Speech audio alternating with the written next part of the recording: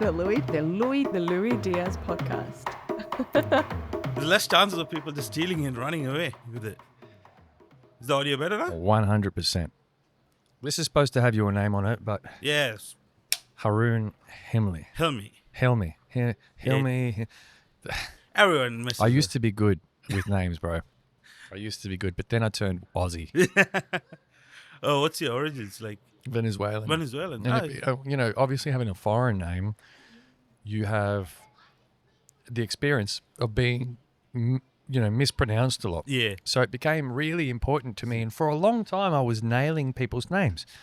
But I'm officially Aussified now, right? And with that comes Aussie habits like being, whatever your name is. I try to pronounce names properly, but if I'm reading off, I can't because I'm dyslexic. I'm not Aussie. I'm just gonna straight up say I'm dyslexic, so I can't. You're not? I can't read it properly, so that's why I mess up people's names. That's Not because funny. I can't pronounce it properly, because I'm dyslexic. I reckon in 100 years or less, humans won't know how to handwrite anything. Even We're teaching that at school. 100%.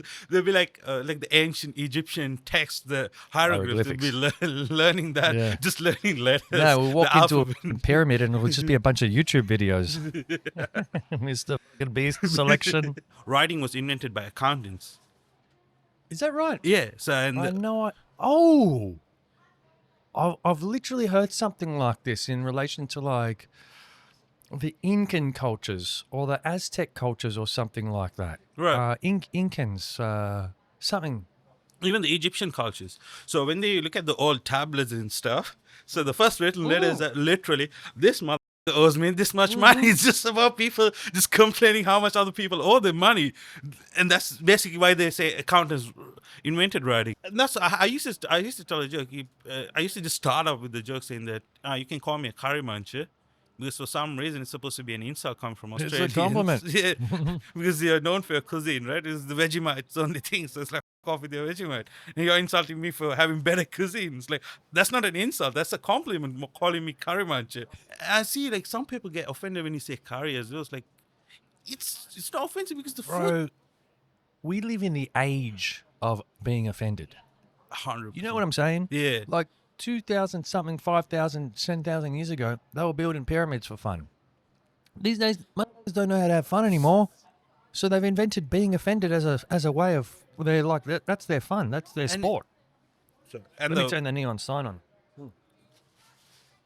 this is a mad setup. So do you bring... I totally forgot to do that, bro. So, do you bring everything every time you come here? No, leave it here. I just trust motherfuckers won't steal it. It's Melbourne, bro. See, Somehow it's just still back here every Saturday when I arrive. Come back. that's the crazy difference between the city and the country, right? Like, you can trust people way more in the country than the city. 100%, because you know there's only 6 dudes in there and you're going to kick the shit out of one of them. And it's probably all 6 of them are You'll know family where they members. live. It's like, You know where they live. it's all family members as We well. were talking about this in one of my episodes. We were talking about country people versus city people and how country people... Luke James brought it up. Right. Luke James brought it up. He, in relation to the pandemic, right? You know how Melbourne was during that time? But then he moved to Queensland during that time. He's probably told you this, right? And then he learned really quickly that you can't mess around with people as much Yeah, there as you can here. that's true. And that's why people get away with behaviours of certain types in big cities. 100% true. Because they're like, there's a chance I might never see you again, so I'm So going I to just didn't- king hit you. Or whatever it is that they do, play jokes on you, this is- steal your girlfriend. You got that's the great this thing. A KFC burger and a solo is the perfect combination. Did you hear that? Now you got to hear the guzzle as it goes down my throat. Do you want to You should know we do what I mean? It's ASMR like- this? Yeah, ASMR. That's pretty good. That's pretty good. You know, one thing I hate about KFC? Sorry, bro. Their fries. Their fries are useless. I gave them 4 stars because of the fries. I didn't try Right. 5 stars. No, 4. The Zinger, by itself, it's amazing. 100. They would have got 5 just on the Yeah. zinger. I work for a company that delivers food to restaurants. So they bulk buy stuff. Yep. Like all the big restaurants, even Domino's and all them. So with fries, there's like different prices with fries. So you can start from $13 a kilo, go up to $26 not 26, $50 a kilo, something like that. Yep. So you got the McCain's, and the McCain's has so many different versions of the fries. Really, Yeah. McCain Deluxes and You McCain got the Golds and super McCain. crisp, extra crisp, so all these different crisps, and the way you fry it and the end results makes the difference. So that basically the inside's still the same, but it's the outer layer of the fries. It's crispy or soggy, depends on how much money you spend on the fries. You know KFC sued Colonel Sanders?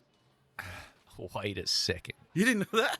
I didn't realize I was going to be enriched with so much information and knowledge. It's just random knowledge. And it's useless information. Yeah, it's but 100%. somehow I'm attracted to it. Somehow I love it. Global politics is a mad. That's true. And when you think about it, it's probably always been that brutal. I mean, let's put it this way: you're a history guy. Yeah. Like, think of all the revolutions and that. People getting their heads cut off. People getting assassinated. Politics has always been brutal. Yeah. People look at it now and go, oh, it's so brutal. But the reality is, I think it's less brutal it's than... It's definitely more tame than it has been in history. We used to just chop off people's heads in the middle of the town square, saying that they're bad leaders. Like, we're not doing that anymore. Yeah. We have rules and impeachments and all that to Intimidate. Will they intimidate people? Yes. They say things? Yes. But, like, they're not killing each other anymore, unless you're... Yeah, unless you... The forbidden topic. Rhymes with smiz snail. Rhymes with smiz snail. You can't say the name if you want to sell the podcast. Smiz snail. Rhymes with smiz snail. And they're just going too much, too overboard. They're turning back the clock. Let's go old school on this. Yes, the world is definitely a changing place, isn't it? It's crazy. It's just like the fact that signs of dystopia around us, isn't there? And like as a history buff, like even if you you just keep repeating the same history Well, thing. here's the thing. People that studied history, even if it was incorrectly written, okay? You always see a pattern in it. Like it just keeps repeating. But what history teaches you is critical thinking. If anything, history teaches you critical thinking. 100%. Because they write critical thinking into it, even if they miswrite it. So let's just say the Second World War wasn't what we think it is, for example, and that the Germans were the good guys and the Americans were the bad guys. Let's just put it that way. Say that that's the reality, but they wrote it the other way around, right? Yeah. They're going to write all the context around it. Even by learning the wrong history, you're being taught the traits of someone who should question things and evaluate things and make your own critical thinking choices around them. You see what I mean? Yeah. So even learning incorrect history is beneficial for someone. Any history about anything. It's because you learn and you read about it and say, okay, this sounds weird. Like, why would they do this? Why would they do that? Yeah, and then they tell you why they did it. Well, they did this because of this. And then you're like, well, why? I mean, I do feel sorry for the kids these days, not because I feel like they're worse off than us in any way, but because there's so much smoke and mirrors. But then I think, there's a lot more that's out. There's a lot more information that's available to you. 100%. All you need to do is know now how to discern between real news and fake news, And because because the fake news is going to be accusing the real news of being fake, and the fake news is going to be accusing the new rules of being fake. So you're going to be left in a Mexican standoff of like which one's real. And then you got the TikTok dances as well. So he goes like so much distraction. So that it's like, let these news fight. I'm just gonna doom scrolling to see this. Exactly. Doom scroll because there's so much divide amongst the news side itself. It's like you don't want to put any more attention there. Well, I had this like vague vision today that we were gonna come into the city today, and there was gonna be a pro-Palestine rally and another one of those anti-immigration rallies mixed with like a Collingwood versus Brisbane rally. It's just all somehow they were all going to kind of like you know, these guys were going to march down this street south. These guys were going to march north up the same street. And these guys were going to go east to west. It's like a four-way junction, not just round. So now you've got Collingwood fans fighting the pro-Palestine people, and you've got Brisbane fans fighting the anti-immigration people, and they don't even actually know why they're fighting each other. They were just trying to make their way across the street to the G. It's insane. It's like, and the fact that they officially publicize, okay, we're going to march for this cause, and then somebody organized the anti-whatever march against the march, and they just want to collide each other. You just want to fight. That's it. It's like Bathurst. We're not all focused on global challenges. Some of us are focused on day-to-day challenges. Why this guy over here is sleeping on the street. Sorry, just you know what I mean. Yeah. And I want to solve that problem. And I understand, yes, but like basically what you're trying to do is force the issue you care about down my throat at the cost of the issues I care about. I've heard that name. The Sapiens author. I've heard the name. Sapiens was the history of humankind. Published in 2013. I think I've seen that book somewhere. I thought of it. Is it good? Huge seller. Right. Everyone was reading it. Okay. People were reading it on the tram and shit. It was like 50 Shades of Grey, but for smart people. That's interesting, and that's why this historian, says we will need philosophers again. So if I'm looking at you at home, if you're currently working at McDonald's because you've got a philosophy degree, hang in there. Yeah. Soon you're going to be back on top, baby. The money's going to start pouring in. It's going to start raining cash. There's few more fries to fry. That's exactly. French fries. French fries, yes. Not the KFC not the shitty wet fries. Ones, not the wet ones. Yeah, if you're working at KFC, you don't have a philosophy degree. Yeah. Got a degree. Yeah, next time they're going to spit on my KFC high school burger. diploma. I worked at KFC. That's why I'm doing a podcast in a laneway. This is other philosopher. This is the other thing. My hobby is just reading random shit. Just putting, like you said, unwanted, unnecessary information in your unsolicited thoughts. Yeah. Creating unsolicited thoughts. And undesired. This guy said, "You tell me your why you started this." This philosophy, he said, that's like basically my intro to comedy as well. I didn't know until I started reading this guy's philosophy, and like 2 months ago, it's like, all right, that's literally why I got into comedy. But he said there's this thing called will in life, and his name is Arthur Schopenhauer. He said there's this thing called will, and it always will. Yeah, like willpower. Yeah, will. so similar to willpower, but you cannot get rid of it. It always leads you towards suffering. Whatever you do, it leads you towards suffering in life. Mm-hmm. And this will is a force that exists, and it always leads you to suffering. And the only way to escape the suffering is to live the aesthetic life.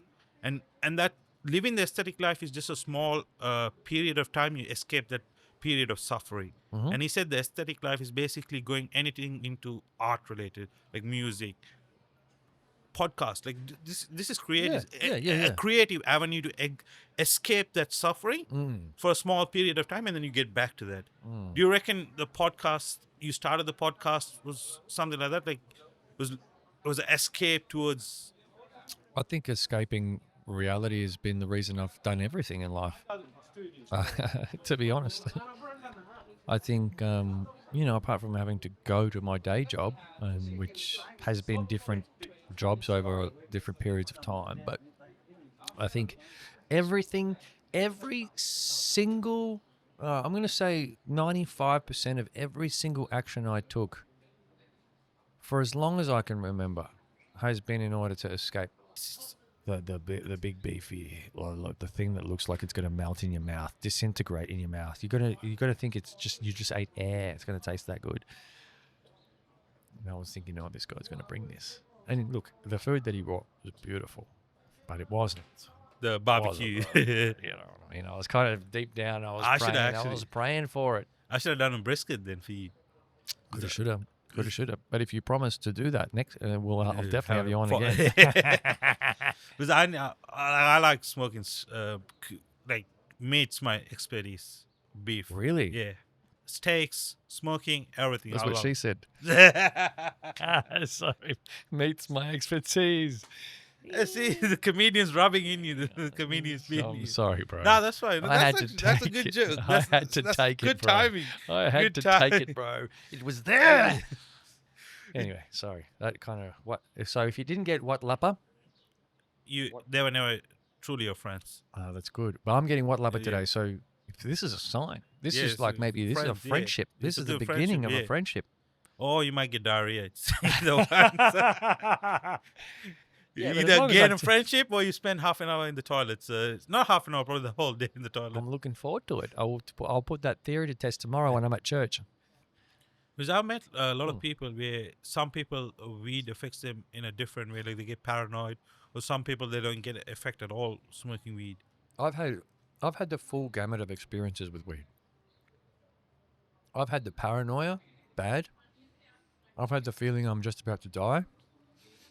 I've had the munchies, I always have the munchies. and I finally got to the bit where I sensed, and it was very elusive. It took me a long time. Not that I smoked that much weed, but I decided to have a puff one night with this chick, and before we hit the skateboards, and I finally got to tunnel vision, full focus, which is what a lot of the stoners say Yeah. that it gives them. And I'd never got that. I just got paranoia and hungry, and I was like, this is the dumbest drug on earth. Because all it does is make you overthink literally everything, and it makes you so hungry, you just spend all your cash on the dumbest food ever, and then afterwards, you feel like shit, and you're still hungry. And you wake up the next day morning with a massive stomach ache and you just got to take a massive. It's the stupidest drug in history. I started realizing I'm just procrastinating way too much. I'm saying shit I'm going to do and I'm not putting action and doing it at all. So then I made weed like a reward thing. If I do this, then I get to smoke a joint. So I just made like a reward system with weed. I see, let's just go. This idiot. Just using excuses to smoke weed. If I achieve this, I'm going to take the thing that stops me from achieving it. Achieving it. It's like the Spider-Man meme.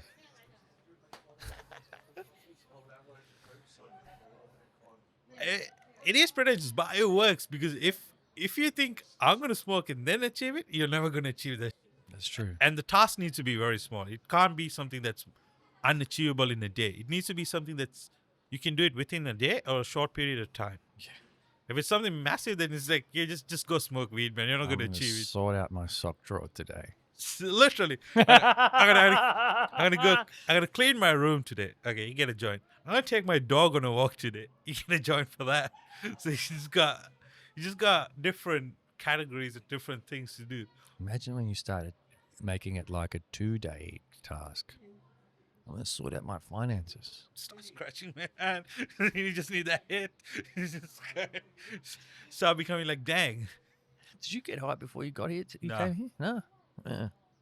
Last night. So Yeah. I'm going to do a podcast today.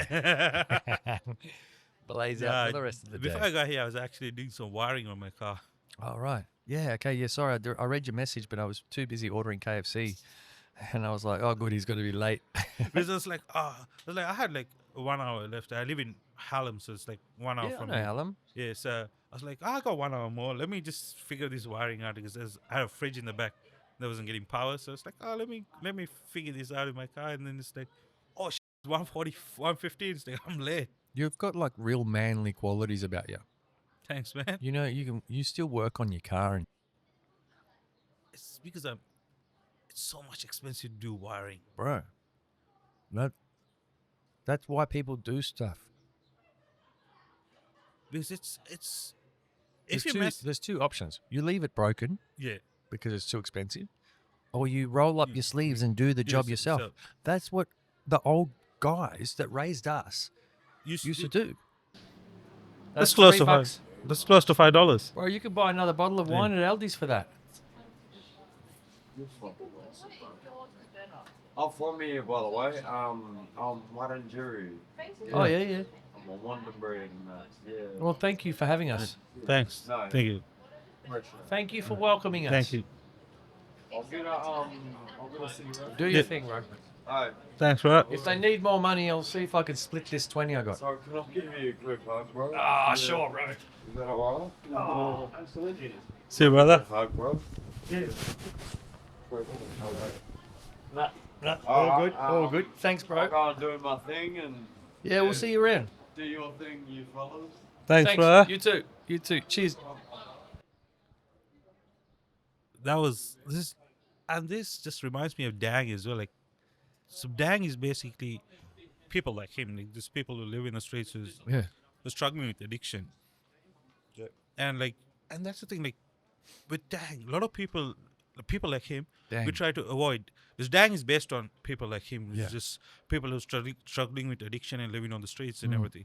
And like, what people love to do is like avoid these people and like walk away or this thing. But just if you have a conversation with them, you just see them just regular people. Just like, Well, addiction is associated with violence for a good, yeah.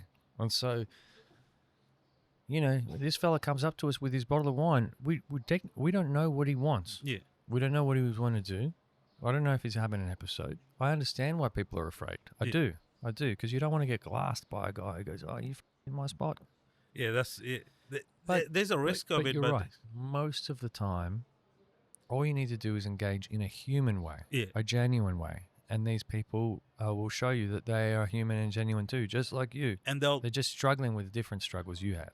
respect you and like it's. My struggles aren't as public as his Yeah, struggles. That's true. I still got struggles.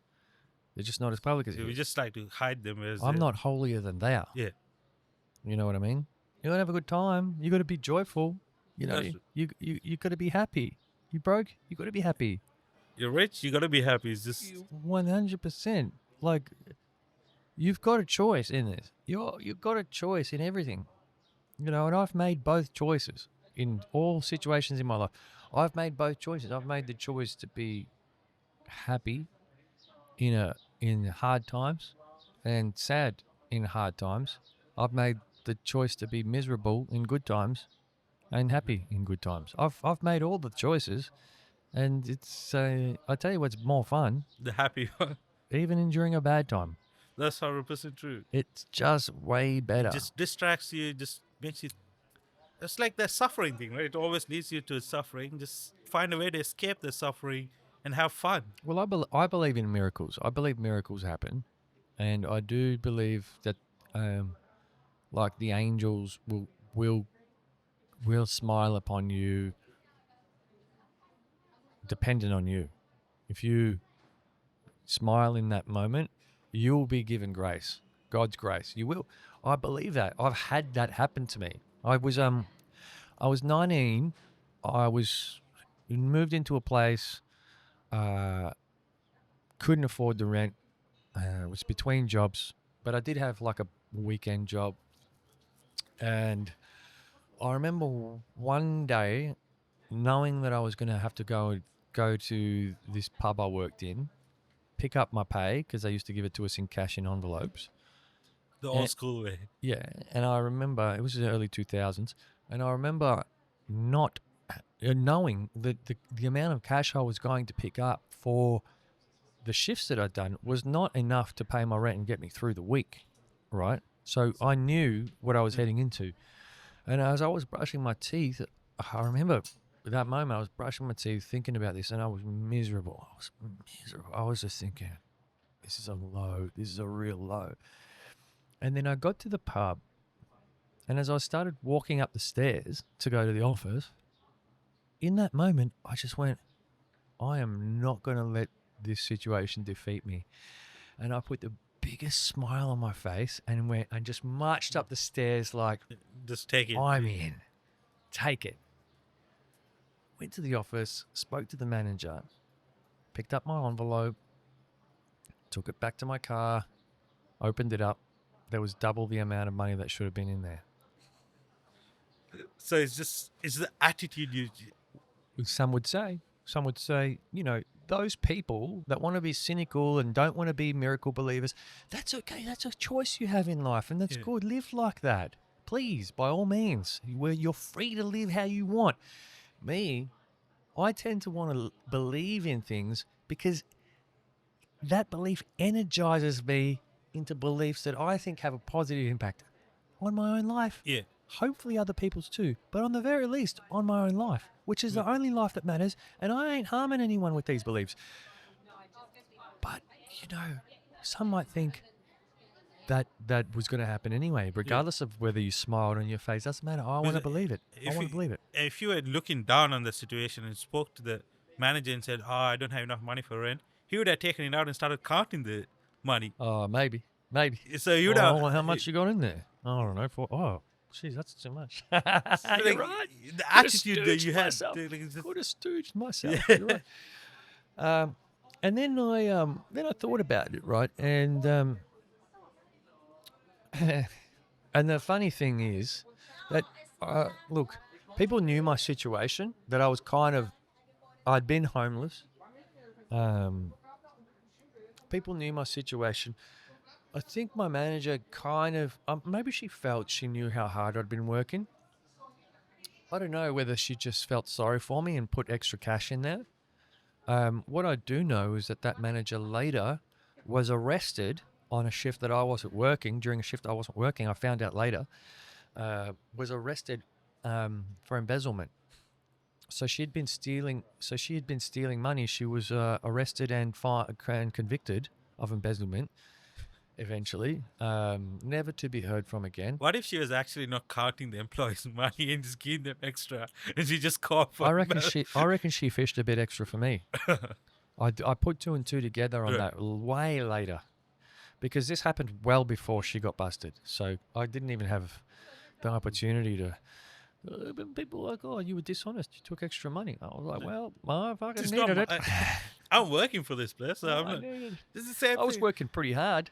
Yeah, like if I see on my paycheck, there's like, at this point I was like, I don't even go tell them. If I take a leave and it's just still 40 hours worked, I was like, yeah, I'm just gonna shut up. I'm just gonna add my leaves.